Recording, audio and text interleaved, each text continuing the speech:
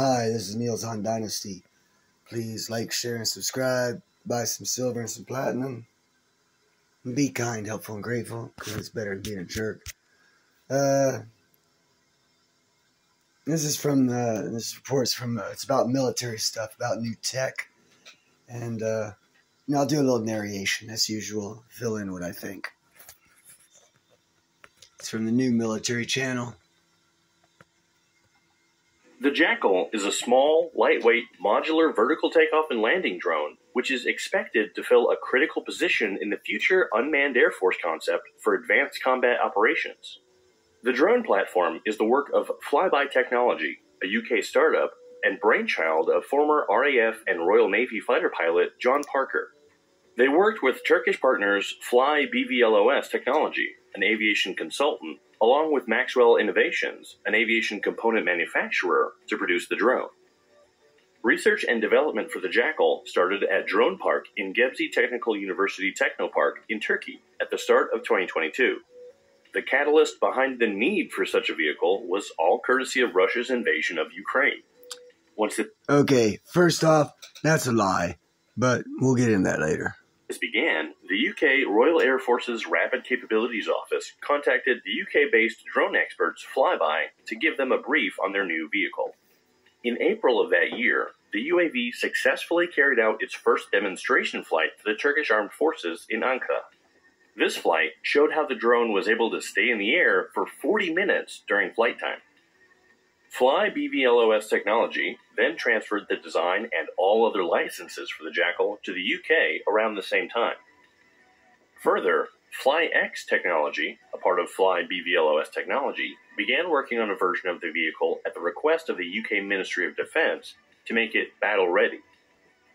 Flyby also collaborated with another company to discover the potential of firing its lightweight multi-role missile from the Hackle as part of this development. The engineering team from Flyby and Thales worked together on a rapid 6-week turnaround to build 2 Jackal drones, capable of firing the Thales lightweight multi-role missile. This had never been done before. This new iteration, dubbed Saiha, fired this missile in its first test firing in England towards the end of 2022. In further testing, the UAV successfully fired another Thales missile in a trial with the RAF in the spring of the following year. These tests proved the low recoil of the missiles, which meant that the drone could remain stable. This provides a much safer alternative to soldiers advancing with shoulder-fired weapons or crewed helicopters approaching enemy targets. See everything from my multi-purpose attack UAV, which can fire multiple missiles. Its wingspan of 16.4 feet, roughly 5 meters, can carry a significant weight of up to 33 pounds, or about 50. Okay, first off, the firing of a missile from a drone that's hovering is actually a lot more complicated, and until this in particular time, it's not been able to be done.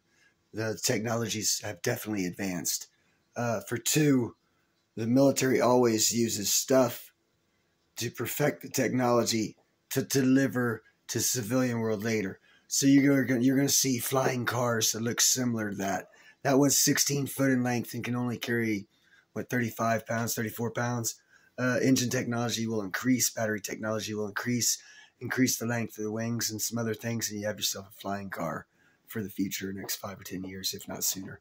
I'll narrate some more as they talk. 15 kilograms.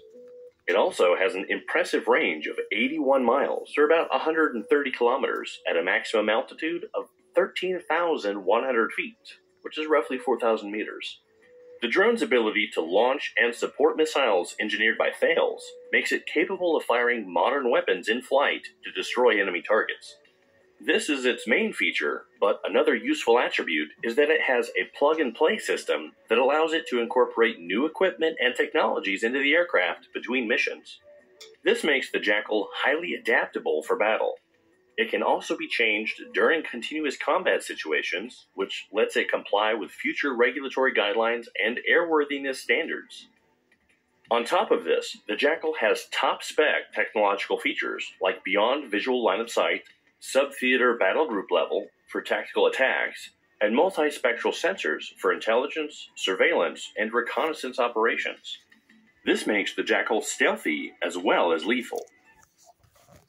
Another thing it makes it is it makes it a good replacement for the Apache attack helicopter, because that does everything the Apache attack helicopter does, but it's like 1,000th of the price and doesn't need human beings to be trained to run it.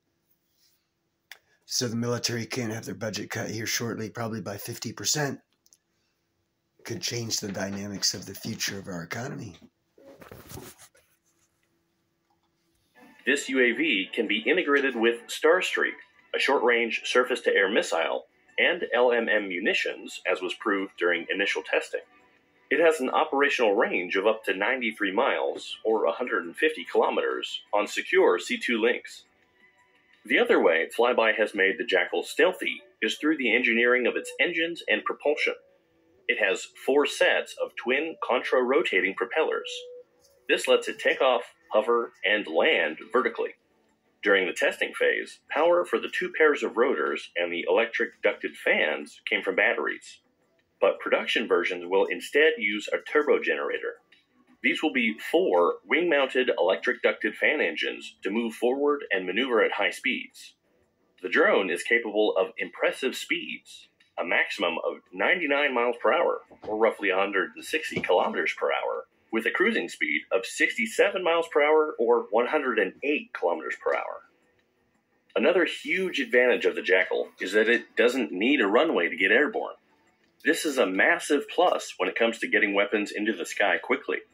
Runways are typically weak during battle and act as an easy target. Instead, the Jackal is able to take off and land from hidden locations, like woods and urban areas. Also, another thing that the Jackal circumvents versus traditional vehicles is a long development time. Yeah, a furtheration of the use of this drone will take out a lot of need for pilots in expensive helicopters and possibly even planes for support roles. Not that we won't get rid of all our pilots, but we could definitely downsize by a good 50% in our military. The consequences for that for the civilian world are a majority of your commercial pilots are former military pilots. So we're not probably going to have a lot of commercial pilots in the future as well because of this technology. But, we'll see. Anyhow, that's my thoughts on this. Leave your thoughts in the description below, and thank you very much. Have a great night.